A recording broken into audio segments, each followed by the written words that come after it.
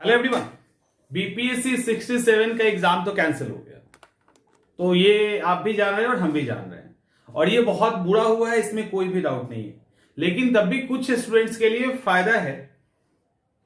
मेरे हिसाब से नहीं मिलना चाहिए, सीधी बात है, क्योंकि अब ये एग्जामिनेशन खराब हो जाए या कैंसिल हो जाए, उस पर कोई फायदा उठाए तो ये उनकी तैयारी नहीं थी, तो उनके लिए कोई खुशी की बात है, ऐसा कुछ नहीं है। लेकिन चूंकि उनकी भी एक अच्छी खासी संख्या है, तो हम इस वीडियो में बात करने वाले हैं कि अब हमारी स्ट्रैटेजी क्या हो। यहां स्टूडेंट की दो कैटेगरी हो गई। एक वो कैटेगरी है जो 120 या 100 के प्लस में है, और एक वो कैटेगरी है जो 100 के नीचे है। तो जो 100 के ऊपर है वो कट ऑफ पार कर रहे थे, जो 100 के नीचे है वो फेल कर रहे थे। फेल करने वाले को मौका मिल गया, जो पास कर रहे थे उनको अफसोस हो रहा है। और यहां अफसोस होना ज्यादा मायने रखता है, क्योंकि लोग 3000-4000 किलोमीटर का सफर तय करके एग्जाम देने के लिए आए थे। और इस तरह से एग्जामिनेशन, या आप अगर होम सेंटर ही किसी का है, तो जो स्ट्रेस होता है एग्जाम के पहले और अच्छा बना के जो खुशी होती है ना, तो स्ट्रेस वाला जो हिस्सा है वो भारी पड़ गया और खुशी कम पड़ गई। तो जो भी हुआ, अब तो जो होना है हो गया है, और एग्जाम कैंसिल होना चाहिए था इस स्थिति में, तो ये होना एक अच्छी बात है। बट आयोग को सिर्फ, लेकिन समस्या क्या होती है ना, समस्या ये होती है कि ठीक है, आयोग ने एक लेटर जारी कर दिया, आयोग नेक्स्ट डेट दे देगी, लेकिन यहां पे कंपनसेशन का कुछ ना कुछ होना चाहिए सिस्टम, कि अगर आयोग की तरफ से गलती हुई है, सिंपल सी बात है, वो मैनेज नहीं कर पाई, तो अगर उनकी तरफ से गलती हुई तो स्टूडेंट को एटलीस्ट कंपनसेशन के रूप में कम से कम फॉर्म के पैसे तो वापस कर दे। जिन जिन लोगों ने एग्जाम में बैठे हैं, एक छोटा सा पनिशमेंट उनको मिलना चाहिए, और इसको लेकर भी एक आवाज उठनी चाहिए।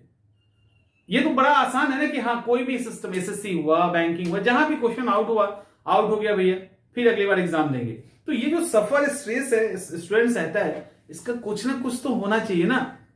अब वो क्या होना चाहिए वो आप ही तय कीजिए और बताइए क्या होना चाहिए। खैर, इस वीडियो में हम लोग और बात करने वाले हैं, जो बात करने वाले हैं वो करने वाले अब हमारी प्लानिंग क्या हो। तो सिंपल सी बात है, हमें आगे बढ़ना है। दोनों ही दो कैटेगरी के स्टूडेंट है, एक 100 प्लस वाले, एक 100 कम वाले, दोनों को ही बढ़ना है आगे अपने अपने डायरेक्शन में। जिनका भी स्कोर 100 प्लस है, जिनका भी स्कोर 100 प्लस है, सिंपल सा बात था, वो मेंस देने वाले थे। ठीक है, मेंस देने वाले थे। अब वो मेंस देने वाले थे, इसका मतलब उनका एग्जाम तो हो गया, उनका पीटी का एग्जाम हो गया, अब वो मेंस देने वाले हैं, राइट। और अगर वो मेंस देने वाले हैं तो मेंस क्यों नहीं दे रहे? अगले पीटी का इंतजार हो रहा है, ठीक है, अगला पीटी तो हो गए, लेकिन अभी आपको मेंस ही देना है।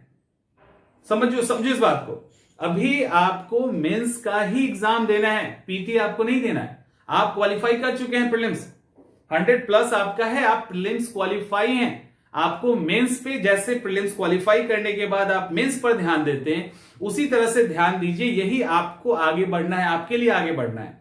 क्या कारण क्या है? क्योंकि अभी ये टाइम है, इस बीच में आप अपने आंसर को इंप्रूव कर लीजिए, आंसर राइटिंग स्किल इंप्रूव कर लीजिए। इस बीच में अपने मेंस के ऑप्शनल पेपर या जीएस पेपर को कमांड कर लीजिए। और इसका ये मतलब बिल्कुल नहीं है कि पीटी के एग्जाम को छोड़ना है, उसको आप रिवीजन मोड में डाल दीजिए। आपने इतना पढ़ाई कर लिया है कि आप प्रीलिम्स अभी भी दिए हैं, तब भी क्वालिफाई करेंगे, और आगे भी जब एग्जामिनेशन होगा तो क्वालिफाई करेंगे। आप सही ट्रैक पे हो, आप एग्जाम क्रैक कर लेंगे। लेकिन अब आपको मेंस में भी अपने आप को अपडेट रखना है। ऐसे बहुत सारे स्टूडेंट हैं जो सोचते रह गए और रिजल्ट कम हो गया, उस पर भी आएंगे। बट अभी आपको क्या करना है, मेंस पे एकदम फोकस कर देना है, पूरा फोकस मेंस पे कीजिए। आप अपने आप को उस मेंस के एग्जामिनेशन से पहले तैयार रखिए, क्योंकि जिनका भी नंबर 110, 120, 115 के आसपास आ रहा है, वो अच्छे स्टूडेंट हैं।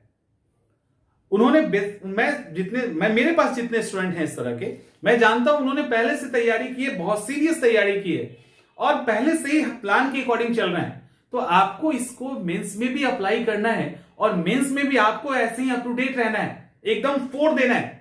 इसको कहते हैं फोड़ देना, मतलब एकदम चढ़ के रिजल्ट देना है, डर के नहीं लेना। रिजल्ट होता है एक डर के कट ऑफ किसी तरह से क्रॉस कर जाए, एक रिजल्ट होता है कि नहीं चढ़ के लेना है। तो हमको पूरा अपने अधिकार के साथ, हक के साथ जो रिजल्ट है ना, वो लेनी है, और वो मेंस के अंदर भी लेना है, क्योंकि इंटरव्यू को आसान बनाना है हमें। अभी से आंसर राइटिंग और ये सब स्टार्ट कर दीजिए। तो पहली कैटेगरी के स्टूडेंट प्रीलिम्स ऑलरेडी क्वालिफाई हैं, रिवीजन मोड में अपने प्रीलिम्स को डालिए, मेन स्ट्रीम में मेंस को लीजिए और उसको स्टार्ट कीजिए। हाँ, जो सीडीपीओ देने जा रहे हैं वहां तक रुक जाइए। जो सीडीपीओ दे रहा है वो सीडीपीओ तक पीटी को करिए, उसके बाद ये चीज को आगे फॉलो कीजिएगा। उसके अलावा जो लोग अभी 100 के नीचे हैं वो एक बार बैठो आराम से।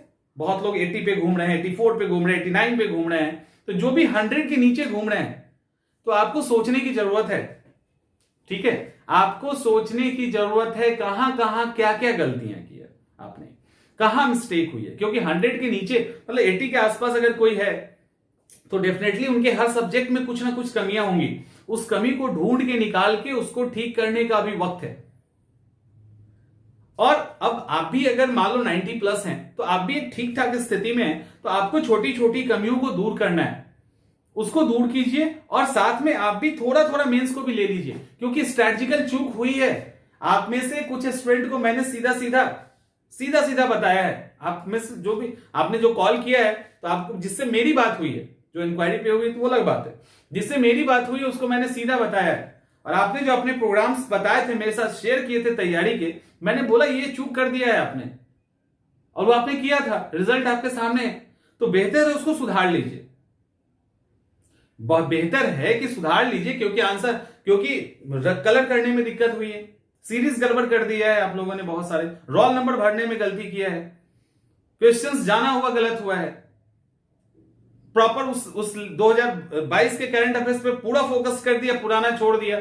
जबकि मैंने YouTube के माध्यम से भी कई बार ये बात बताई है आपको कि आपको पुराने करंट, इवन मेरे कमेंट भी होना चाहिए, इस पे कमेंट भी होगा कि नहीं आपको पुराना बजट देख के जाना है। क्योंकि मैंने कई बार कहा है कि क्वेश्चन पेपर आपका फर्स्ट राउंड वाले में ही सेट हो गया था, जब बजट नहीं आया था 22 वाला, उसके पहले क्वेश्चन पेपर आपका सेट हो गया था।